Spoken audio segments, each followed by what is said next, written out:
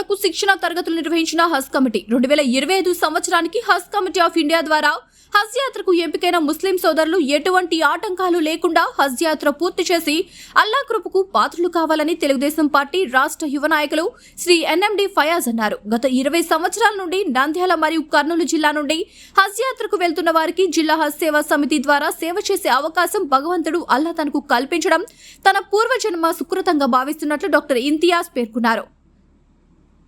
Nandyal national PG కళాశాల యందు ఆదివారం నిర్వహించిన ఉమ్మడి కర్నూలు జిల్లా హజ్ యాత్రికులు ఒకరోజు శిక్షణ కార్యక్రమానికి ఆయన ముఖ్య అతిథిగా టీడీపీ రాష్ట్ర యువ నాయకులు ఎన్ఎండి ఫయాజ్ హాజరయ్యారు. నేషనల్ విద్యా సంస్థల అధినేత మరియు నంద్యాల జిల్లా హజ్ సేవా సమితి అధ్యక్షులు డాక్టర్ ఎస్ ఇంతియాజ్ అహ్మద్ ఆధ్వర్యంలో ఏర్పాటు చేసిన ఈ శిక్షణ కార్యక్రమానికి హాజరైన వారిని ఉద్దేశించి ఆయన మాట్లాడుతూ గౌరవ మంత్రివర్యులు శ్రీ ఎన్ఎండి ఫరూక్ గారి ఆదేశాల మేరకు ఈ పవిత్ర కార్యక్రమానికి హాజరు కావడం తనకు ఆ భగవంతుడు కల్పించిన అవకాశమని అన్నారు. కేంద్ర రాష్ట్ర ప్రభుత్వాలు హజ్ యాత్రకు వెళ్లాలి అనుకునే ముస్లిం సోదరులకు అనేక సౌకర్యాలు రాయితీలు కల్పించినట్లు చెప్పారు. ఈ కార్యక్రమానికి నంద్యాల మరియు కర్నూలు జిల్లాలో వివిధ ప్రాంతాల నుండి విచ్చేసిన 250 మంది హజ్ యాత్రకు ప్రభుత్వం ద్వారా ఎంపికైన వారు హాజరు కావడం జరిగింది. ఈ కార్యక్రమంలో నేషనల్ విద్యా సంస్థల joint secretary Rafiq Ahmed, Telugu Desam party Nandyal పట్టణ అధ్యక్షులు Maniyar Khalil, deputy inspector of schools Hasamuddin, Abdul Hadi, Mahaboob Basha, కళాశాల అధ్యాపకులు పాల్గొన్నారు. సోదరులారా,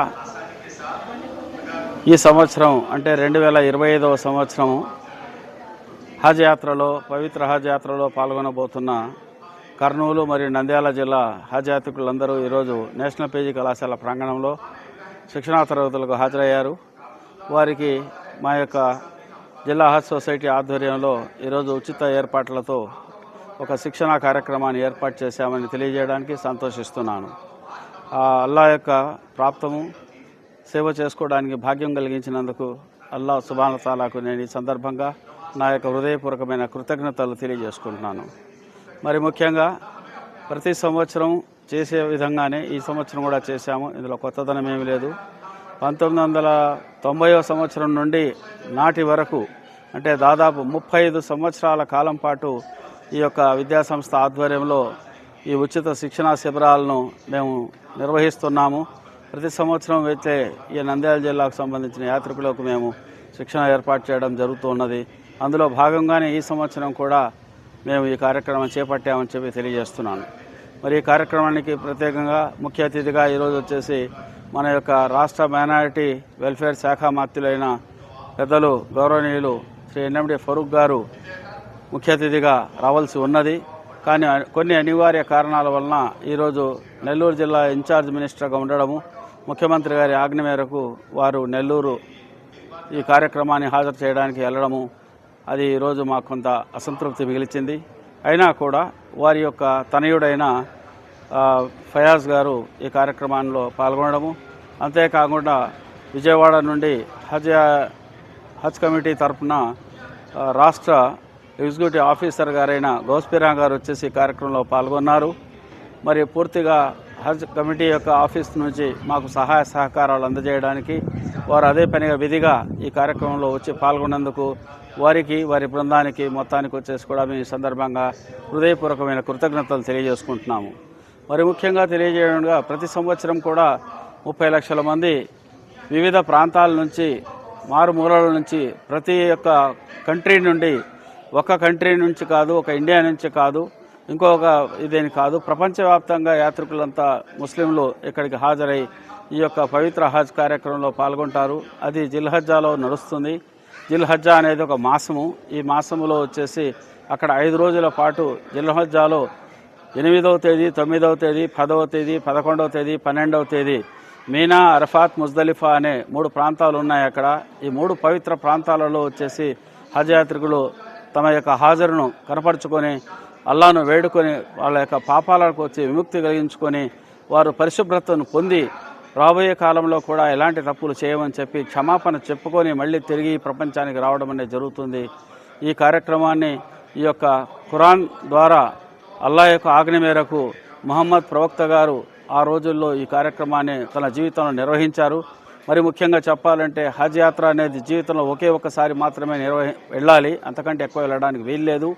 అది కేవలం ప్రవక్త గారి జీవితంలో కూడా, ప్రవక్త గారు మక్కాలో ఉన్నప్పటికి కూడా, మదీనాలో ఉన్నప్పటికి కూడా వారు కేవలం ఒకే ఒక్కసారి జీవితంలో హజ్ యాత్రను నిర్వహించారు. కాబట్టి దాన్ని ఆధారంగా చేసుకొని దాన్నే షరియత్ అనే పేరుతో పిలుస్తాము.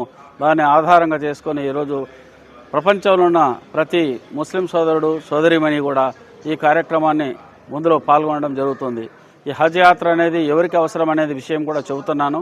హజ్ యాత్ర ప్రతి ఒక్కరి కోసం అవసరం లేదు. హజ్ యాత్రకు ఇస్లాంలో 5 మూలస్తంభాలు ఉన్నాయి. 5 మూలస్తంభాల్లో ఒకటిగా చెబుతాను. మొదటిది కలిమా, అంటే భగవంతుడు ఉన్నాడు, ఒకడే భగవంతుడు అని చెప్పి చెప్పడము, భగవంతుడు తప్ప ఇంకొకరు లేదు, ఒకే ఆరాధ్య దైవం ఒకరే అని చెప్పి నమ్మడము, అది ఇస్లాంలో మొదటి ధర్మము. ఆ తర్వాత చిట్ట చివరి ప్రవక్త ముహమ్మద్ సల్లల్లాహు అలైహి వసల్లం వారని చెప్పి అంగీకరించడం, దీన్నే కలిమా అంటారు. ఇది చదవడము, దీని మీద నమ్మకం కలిగి ఉండడము, జీవితాంతం దీని మీదనే ఆధారపడి నివసించడం. ఇది రెండవది 5 పూటల నమాజ్ సలపడము, ఇది రెండవ పిల్లర్ అన్నమాట. మూడవ పిల్లర్ ఎలాంటి ఖర్చు లేకుండా చేసుకోగలిగేది రోజా ఉండడం, ఉపవాసం ఉండడం, రంజాన్ మాసంలో ఉపవాసం ఉండడం. 4వ పిల్లరు రంజాన్ మాసంలో తన వద్ద ఉన్న సొమ్ములో కొంత భాగాన్ని జకాత్ రూపంలో 2.5% ఇది పేదలకు పంచిపెట్టడము, ఇది 4వ స్తంభం అవుతుంది. 5వ స్తంభము, 5వ మూల స్తంభం ఏమిటంటే ఇస్లాంలో ఎవరి దగ్గరైతే శక్తి ఉందో, స్తోమత ఉందో, డబ్బులు ఉన్నాయో అలాంటి వారు ఖచ్చితంగా జీవితంలో ఒక్కసారి హజ్ యాత్రలో పాల్గొనాలని చెప్పి ఉన్నది. ఈ కార్యక్రమాన్ని పవిత్ర కార్యక్రమంగా ఈ 5 కార్యక్రమాలు పూర్తి చేసిన వాళ్ళు పూర్తి పవిత్రతను పొందిన ముస్లిం సోదరుడుగా సోదరిమణిగా మనం పరిగణించడం జరుగుతుంది. మనమే కాదు, అల్లా యొక్క కరుణ కటాక్షానికి గురి కావడానికి ఇది మూలమవుతుందని చెప్పి తెలియజేసుకుంటూ, ఈ నిర్వహణలో భాగంగానే ప్రతి ఒక్క ముస్లింలు ఎంతో పవిత్రతను చేకూర్చుకొని తన బాధ్యతగా వారు హజ్ యాత్రలో పాల్గొనడం అనేది జరుగుతుంది. అలాంటి పవిత్రమైన ఈ కార్యక్రమంలో ఈరోజు వారికి శిక్షణ ఇవ్వడం చాలా అవసరం ఉన్నది. ఎలాంటి శిక్షణ లేకుండా వెళ్తే అక్కడ 30 లక్షల మందిలో వీరి ఏ కార్యక్రమం కూడా పూర్తి చేసుకొని రాలేరు. కాబట్టి వారికి ఖచ్చితంగా మా యొక్క శిక్షణా శిబిరంలో 3 తరగతులు అంటే 3 క్లాసులు నిర్వహిస్తాను.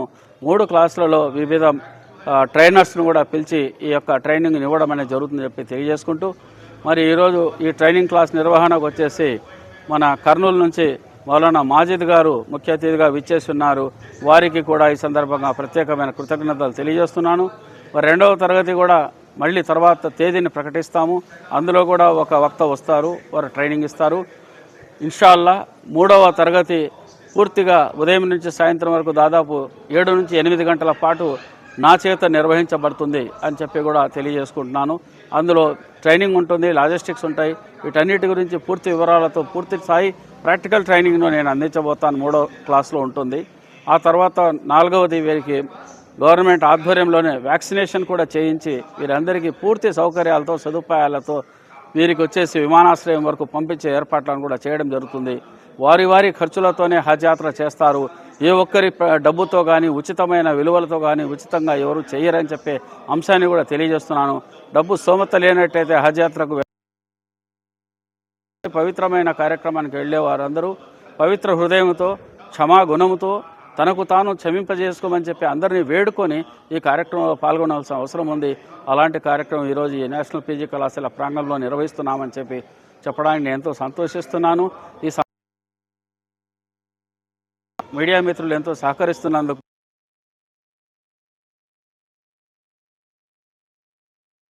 అందరికీ, ఎలక్ట్రానిక్ మీడియాకు, ప్రింట్ మీడియాకి అందరికీ నా యొక్క హృదయపూర్వక సెలవు తీసుకుంటున్నాను. జై హింద్. और ये जो 2 अगर नमाज पढ़ते हैं नियत से पहले जब सर ढाक कर पढ़ेंगे, जैसे ही नियत कर लिया अब सर खुला रखना है, ढाकना नहीं। उसके बाद दूसरा काम क्या है? लब्बैक पढ़ना। जरा जोर से लब्बैक पढ़ो। लब्बैक अल्लाहुम्मा लब्बैक,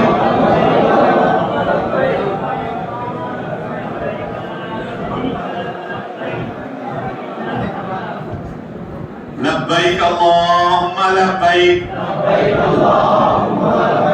लब्बैक ला शरीक लक लब्बैक, इन्नल हम्दा वन निअमता लक वल मुल्क ला शरीक लक। अब हम एक ही पाबंदी में आ गए, इहराम की पाबंदियों में आ गए। इहराम की पाबंदियां क्या क्या हैं? एक तो ये है कि मर्द हजरात के लिए सर खुला रखना, सिले हुए कपड़े नहीं पहनना, औरतों के लिए उनके कपड़े ही, वो जो कपड़े पहनते उसमें ही एहराम में दाखिल हो सकती हैं। दूसरी बात यह है, औरतों के लिए एहराम में सर ढांकना जरूरी है, बल्कि बगैर एहराम के भी औरत का पूरा जिस्म पर्दा है, सिवाय चेहरा हथेलियां के, यानी बाल भी पर्दे में दाखिल हैं। तो इसलिए औरत के लिए ये है कि नीयत और तलबिया करने के बाद चेहरा तो खुला रहते जब अपने महरम यानी बाप भाई वगैरह, गाँव वाले, दूर के रिश्तेदार, उनसे भी पर्दा करना है। अब उस वक्त पर यह होता है कि ये जो असल में क्या है, एहराम के हालत में चेहरा खुला रखना है मर्दों को भी औरतों को भी, लेकिन पर्दा भी जरूरी है उनको। तो उस वक्त पर जब जो है ये हैट की वैसा ये कर लेने के बाद बांध लेकर इसको इस तरीके से डाल लेंगे तो पर्दा भी हो जाता, कपड़ा भी चेहरे को नहीं लगता। ठीक है। और मर्द के लिए चप्पल ऐसे पहनना कि ये उभरी हुई हड्डी, एंकल जॉइंट, कैल्केनियम बोन, ये खुली रहे, यानी 2 पट्टी के हवाई चप्पल या लेदर के चप्पल पहन लो। शूज वगैरह पहनेंगे जिससे जो है ये ढक जाती है, तो फिर उस पर जजा वाजिब हो जाती है। 2 पट्टी के चप्पल पहन ले।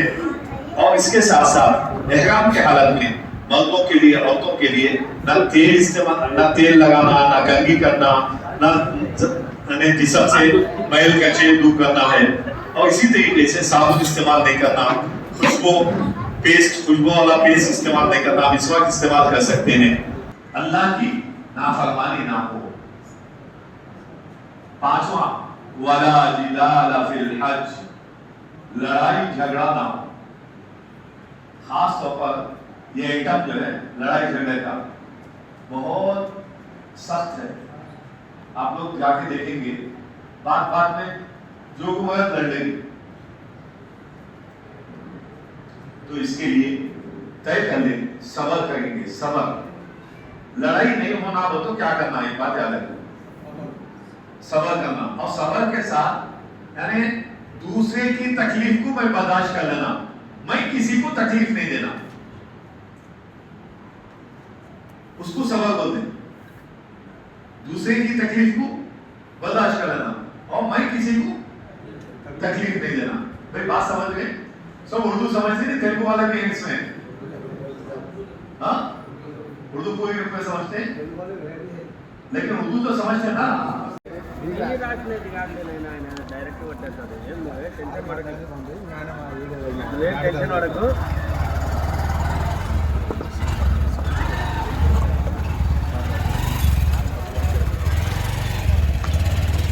స్టేజ్ ఒక్కటి వద్దురా.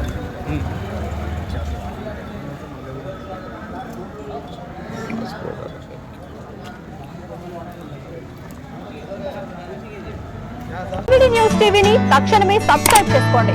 నోటిఫికేషన్ కోసం బెల్ ఐకాన్ క్లిక్ చేయండి. మరిన్ని అప్డేట్స్ కోసం ప్రతి ఒక్క కుటుంబానికి ఉచిత ప్రకటనలు వచ్చే విధంగా మీకోసం మీ ముందుకు వివిధ న్యూస్ టీవీని ఏపీ ఫైబర్ నందు 99వ ఛానల్ మరియు యూట్యూబ్ నందు వీక్షించెదరు.